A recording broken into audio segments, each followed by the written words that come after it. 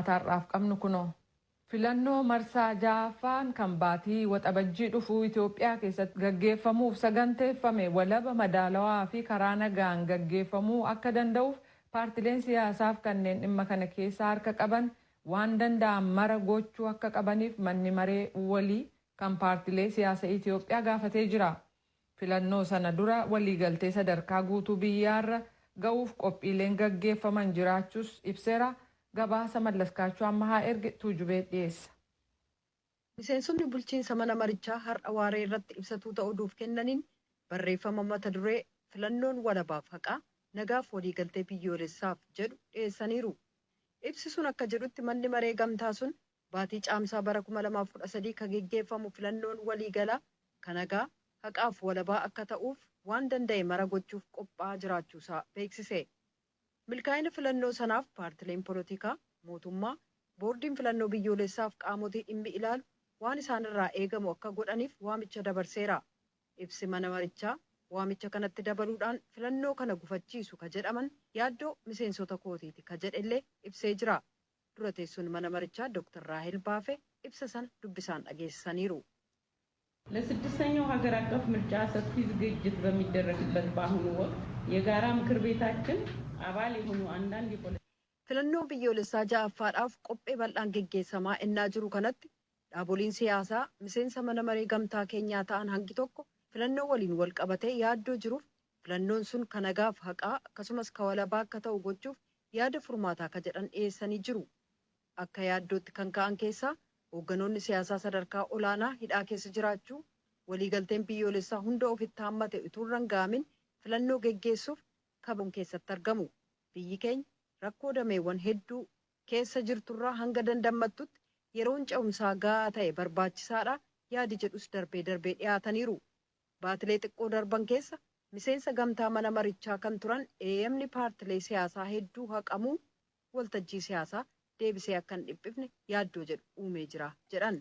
Dhiyeenya naannolee Oromiyaa adda addaa keessatti hiriira nagaa geggeeffame irratti paartilee sirnaa maqaan isaanii xureeffameef falmii paartii badhaadhinaa gidduutti uumame gochaalee filannoo sanaaf yaaddoo ta'an keessaa tokko ta'uu yaadachiisuudhaan manni maree sun tarkaanfii maalii fudhate jechuun gaaffii gaazexeessota biraa dhiyaateef Dr. Raahel ennaa deebisan paartilee lamaan dubbisnee jirra.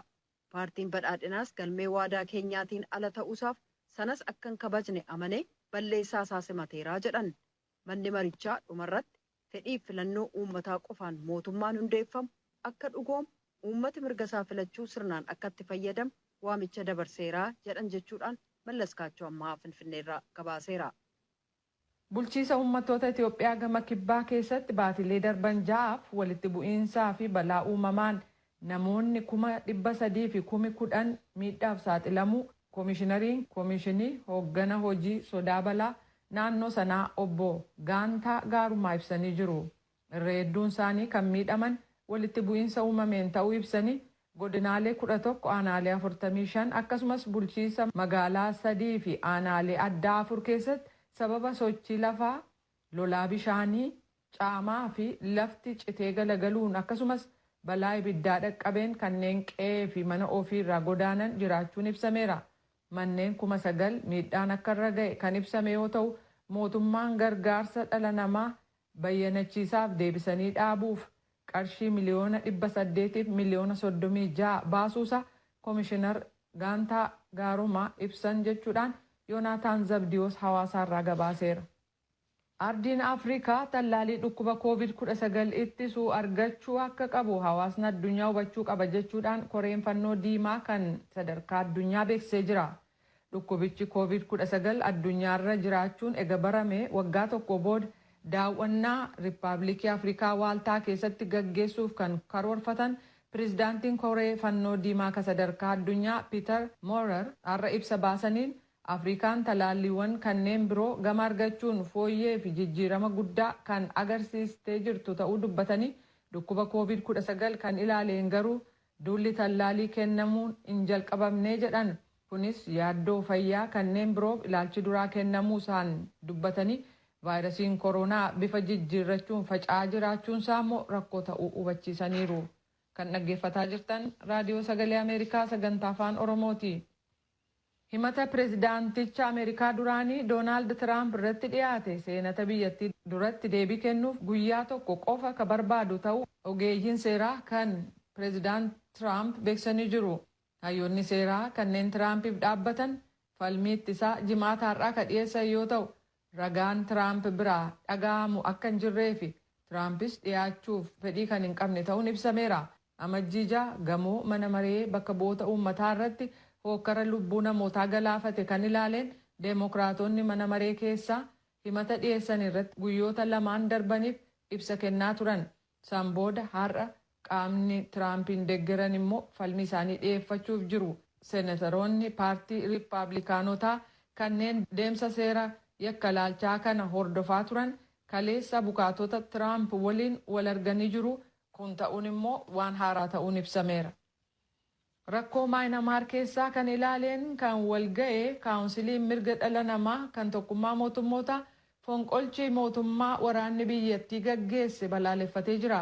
Hawaasni addunyaa uummata biyyattii wajjin dhaabbachuu akka qabu waraanni biyyattii fonqolcha mootummaa uummataa irratti fudhate simachuu akka hin qabne hubachiise.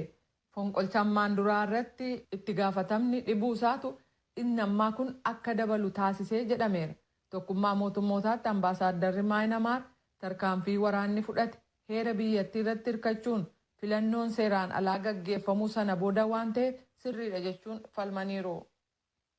Waraanni Maayinamaar mootummaa siviilotaa haala deemokiraatawaa ta'een filatamee eega kuffisee aangoo qabate torban tokko yeroo caalee jiru kanatti Yuunaayitid Isteetsi kamisa kaleessaa uggura haaraarra keessee jirti.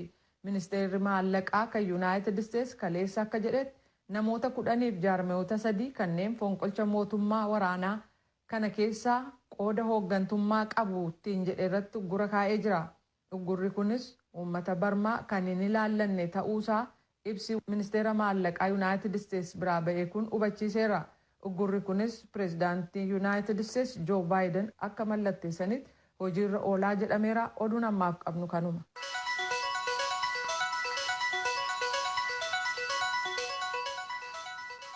Kadhagaa jirtan as Waashingtan DC irraa ka darbu raadiyoo sagalee Ameerikaa sagantaa afaan Oromooti.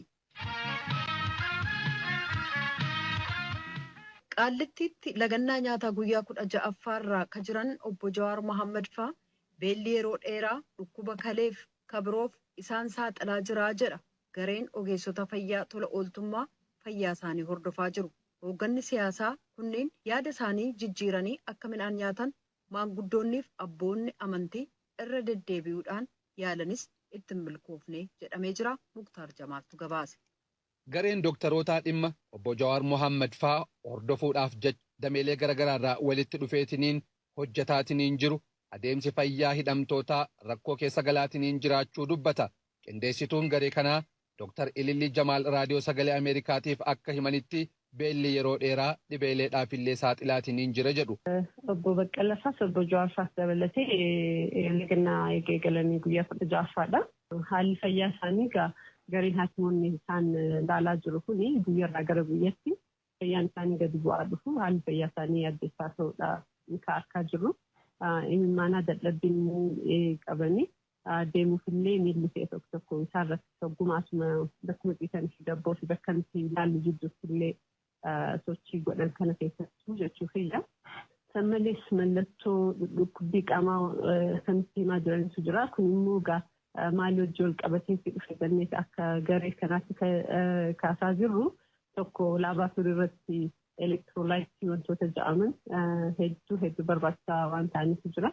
Sanii wajjin wal qabatee hedduu gadi bu'uutu mul'ata. Elektiroolaayitii hedduu irratti imbaalaansiin hangi qaama kennamaa keessa jiraachuu barbaachisu akka hin jirretti argaa jirru. Sanii wajjin mallattoo wal qabatee jechuudha argaa jirru. Amma fakkeenyaaf elektiroolaayitii keessaa tokko foosfeetiidha. Amma foosfeetiin isaanii hedduu gadi bu'ee jira. Kuni maal agarsiisa agabuu yeroo dheeraa ture ta'uu agarsiisa. Yeroo baay'ee foosfeetiin hamma kana gadi hin bu'u qaama namaa keessa. Elektiroolaayitiin kun akkanatti qaama keessaa hamma barbaadamu jiraachuu dhabu. Onni isaan irraas miidhaan ga'uu danda'a jennee hedduu yaadaatu jirra. San malees kalee irratti wantoota jiran laalaatuma deemaa jirra.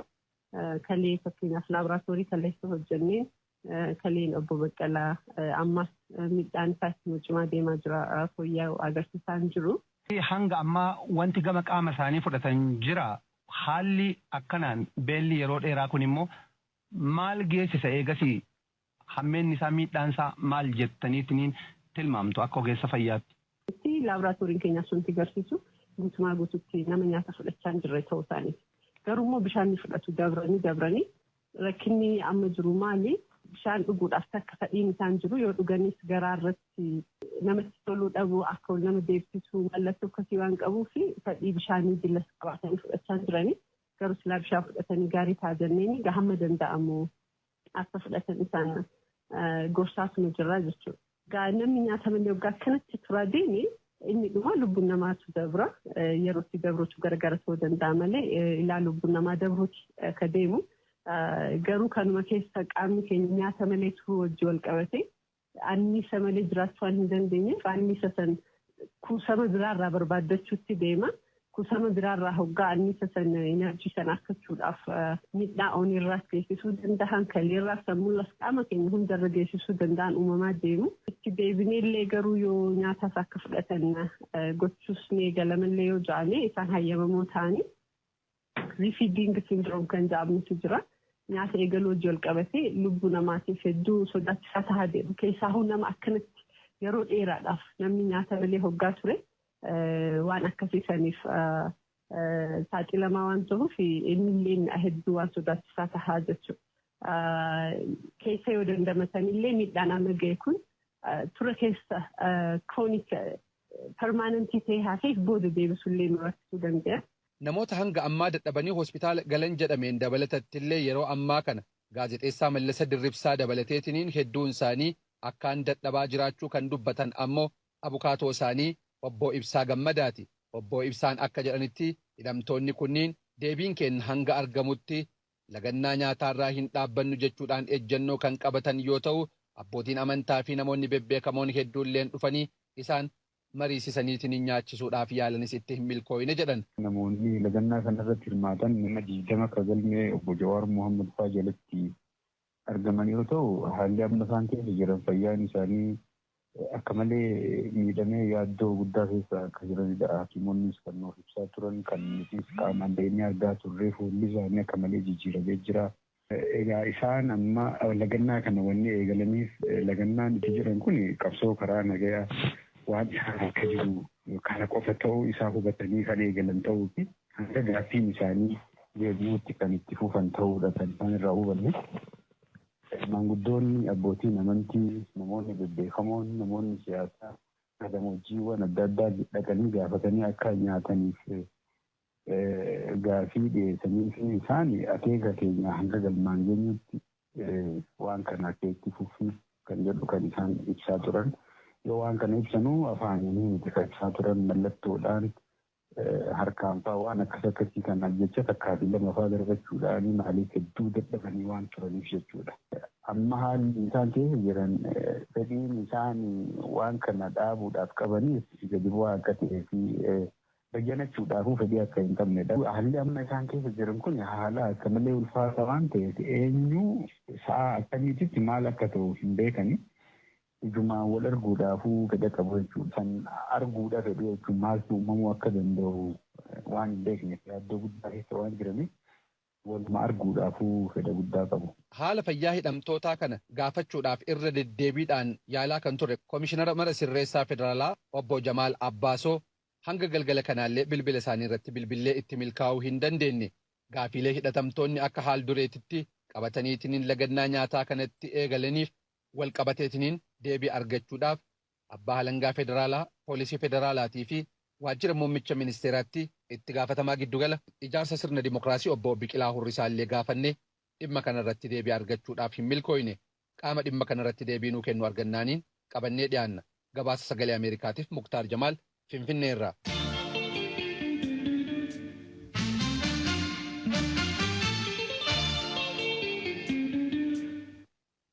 dhaggeeffataa jirtan as Waashingtan DC irraa ka darbu raadiyoo sagalee Ameerikaa sagantaa afaan Oromooti gara qophiitti aanutti ceena.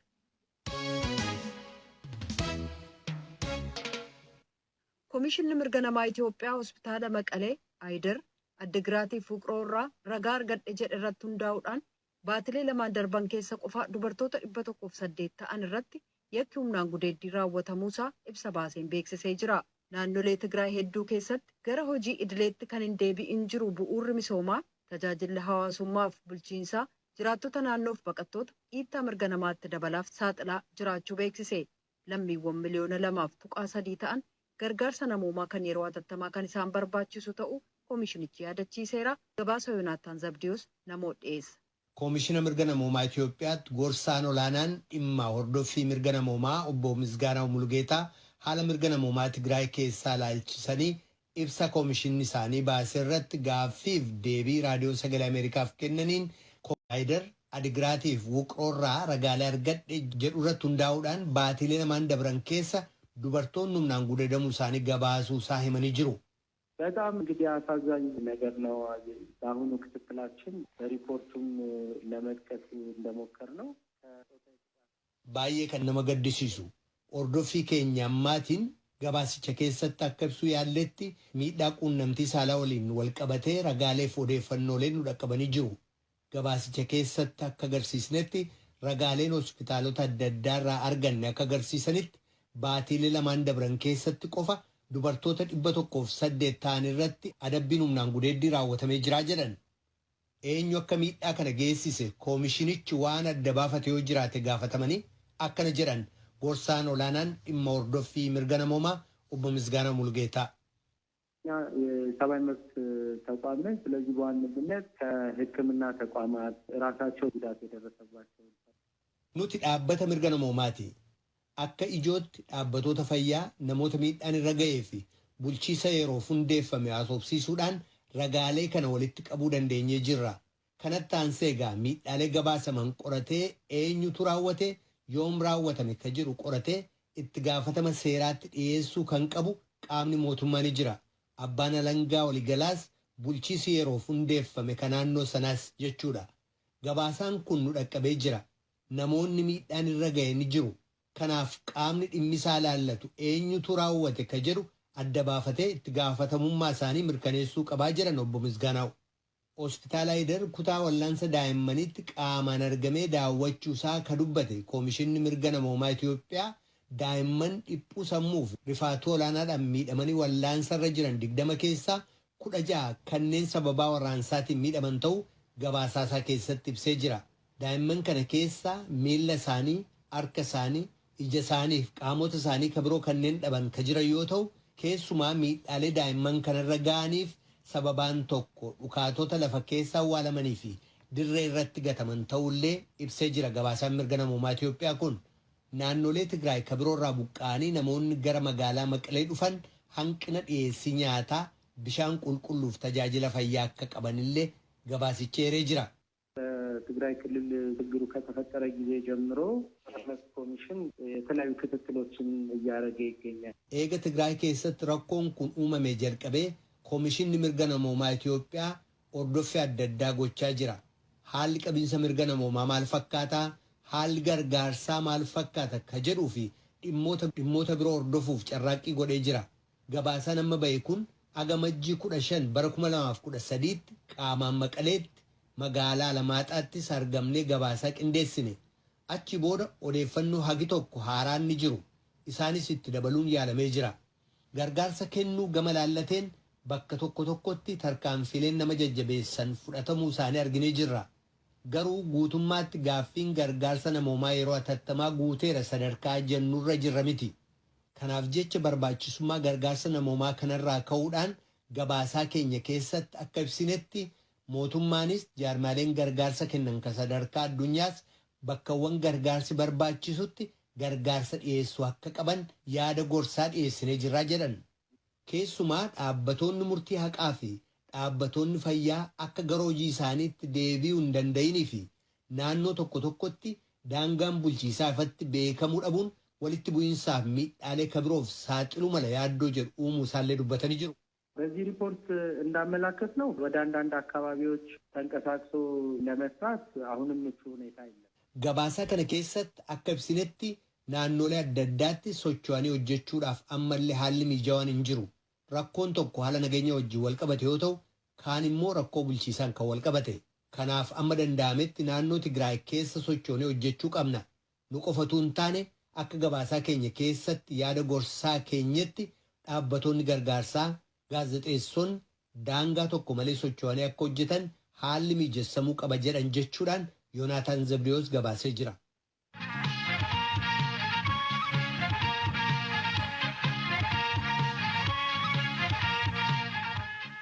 Sagantaan keenya wixataa jalqabee hanga jimaataatti raadiyoo Ahaduu FM 94.3 irratti kallattiidhaan darbaa nu dhaggeeffachuu hin dagatinaa.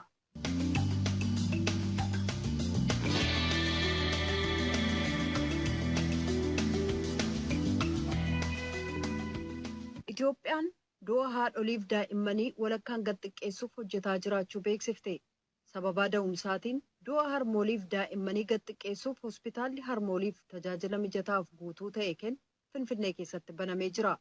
Waajjirri eegumsa fayyaa Finfinnee akka beeksisetti hospitaalli kun walfaana sa'aatii tokkorra dubartoota miixatanii da'aniif kan oolu kutaalee 16 akkasumas sa'aatiidhuma tokkorra wal'aansa baqaqsanii hodhu kan keessatti kennamu kutaalee 7 qaba. Tsahaay Daamxootu gabaase. Hospitaalli haadholii fi daa'immanii magaalaa Finfinneetti ijaarame maqaa Dooktar Kabajaa Abbabach Goobanaan moggaafame. Kanaan dura haati lubbuu kennuudhaaf lubbuu dhabuun baay'inaan mul'ata. Hospitaalli kun ammoo du'a haadholii fi daa'immanii da'umsa waliin wal qabatee mudatu hambisuuf gumaacha guddaa qabaa jiran hoogganaan biiroo fayyaa Finfinnee Dooktar Yohaannis Caalaa. Hospitaalichi waa hundaan addadhaa kan jiran Dooktar Yohaannis qabiyyee hospitaalichaa raadiyoo sagalee Ameerikaaf tarreessaniiru.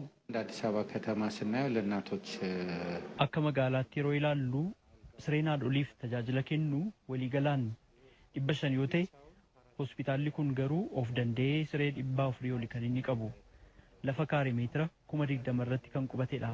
Kutaan tajaajila riifachiisaa yookaan emerjensii ruumii 13tu jira. Haati akkuma dhufteen da'umsi yootti dhufee achumatti miidhattee akka deessuuf sireen 16 kan waan hundaa guuttatee of danda'ee jira. Wal'aansa baqaqsanii yaaluu haadholii da'umsaaf ga'aniif ammoo kutaa 7 qophaa'ee jira. Wal'aansa wal fakkaataa si'a tokkotti kennuu kan danda'u jechuudha. Kun akka biyyaattis akka magaalaattis haadholii qofaaf jedhamee kan jiru hospitaala kana qofa keessatti. ልዩ ሆስፒታል ነው። Hospitaalota mootummaa keessa rakkoon siree dhabuu, tajaajila qulqullina qabuu fi si'aa ta'e dhabuun lubbuun haadholiif daa'immanii baay'inaan darbaa ture kan jiran Dr. Yohaannis rakkoo kana hir'isuu irratti hospitaalichi shoora olaanaa akka qabu ibsani. እንግዲህ በአገልግሎት ጥራት ምክንያት አገልግሎቱን ተደራሽ ከማድረግ አኳያ የሚመጡ ሞቶች ይከሰታሉ።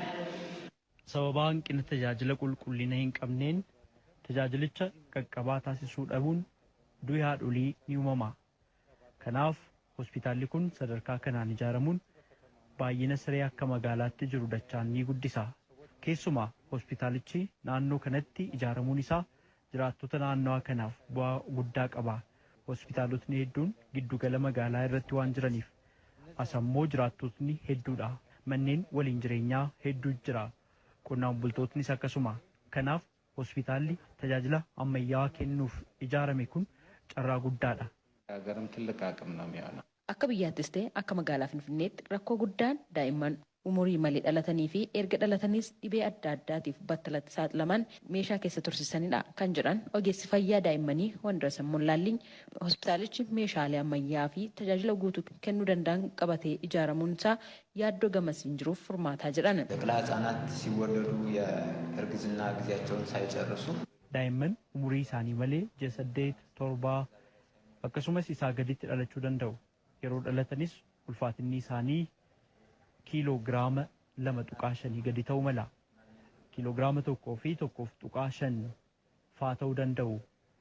Kanaafuu maashiniin daa'imman kana ittiin tursiisan baay'een hin jiru. Keessumaa hospitaala mootummaa keessa kan jirus moofee kan manceedha.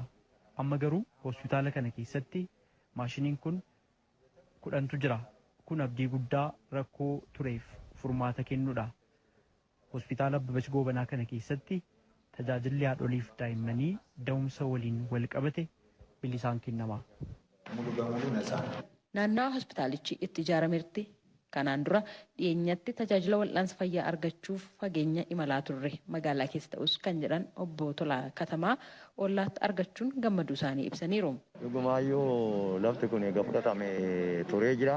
Waa'ee biraatiin oolchuu jedhanii lafti kun akkatti qabamee ta'a abbaan hin beekamu. Amma immoo karaa hospitaalatti jijjiirame kan biyya galaggaluu fi kan haadholii fi dhaanaatidha ta'u waan ta'eef silaa lafti kun kanaan ta'u tureeyyuu gillesabiin akkasumatti yookaan immoo ofii xiqqeenyi ofii godhuudha turee waan teechiseef amma immoo lawuxiin kun dhufnaan karnatti nu warra hospitaala ta'uu isaati baay'isee das nu jedha.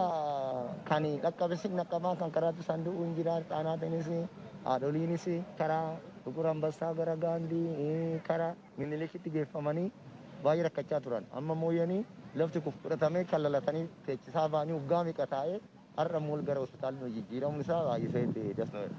Sirna eebba hospitaalichaa irratti kan argaman itti aantuun kantiibaa magaalaa Finfinnee Adaanech Abeebee magaalattiitti jiraattotaaf dhaabbileen fayyaa mijataa fi gahaa ta'an tajaajila fayyaa kennan hedduminaan hin jirani. Keessumaayyuu tajaajila fayyaa haadholii fi daa'immanii kan kennan. Haadholii hedduunis sababa kanaan du'aaf saaxilamaa turaniiru. Kanaaf hospitaala haaraa ijaarame kanaan cinatti dhaabbilee fayyaa kanaan dura turan haaromsuu fi fooyyessuudhaan magaalattii wiirtuu turizimii fayyaa taasisuuf ni hojjennaa jiran. የጋንዲ የእናቶችና ህጻናት ሆስፒታልንም hospitaala haadholiif daa'immanii gaandii kan haaromsinuu fi ammayyeessinuu ta'uu isiniif mirkaneessuun fedha. Hospitaalli haadholii hangaan guddaa ta'eef tajaajilaanis adda ta'eef ammayyaan kun xiyyeeffannoo damee fayyaatiif laanne kan mul'isudha. Fuulduratti Itoophiyaan namoota dhukkubsatan gara biyyoota alaatti erguun yaalchisuu akka dhiistuu fi Finfinnee wiirtuu turizimii fayyaa taasisuuf ciminaan akka hojjennus isiniif mirkaneessuun barbaada. Hospitaalichi tajaajila fayyaa haadholii fi daa'immanii dachaan akka guddisus ibsameera. Gabaasa Raadiyoo Sagalee Ameerikaatiif Tsahaay Daamxoo Finfinneerra.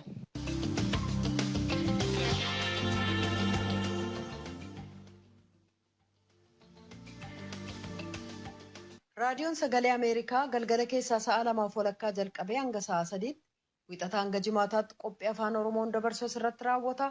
Qophii boriitiin walitti deebina. Nagaatti bulaa. Amma sagantaa afaan Amaaraatu itti fufa.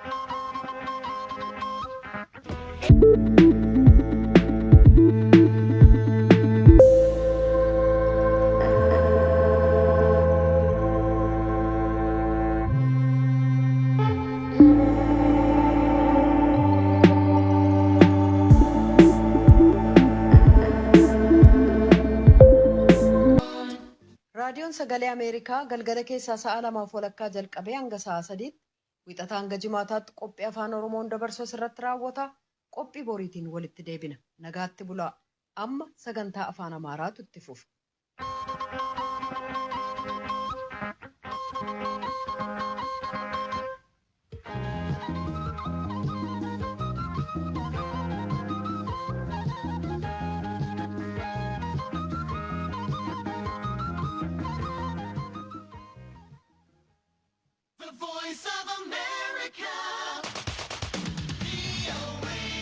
ይህ የአሜሪካ ድምጽ ራዲዮ ጣቢያ ነው።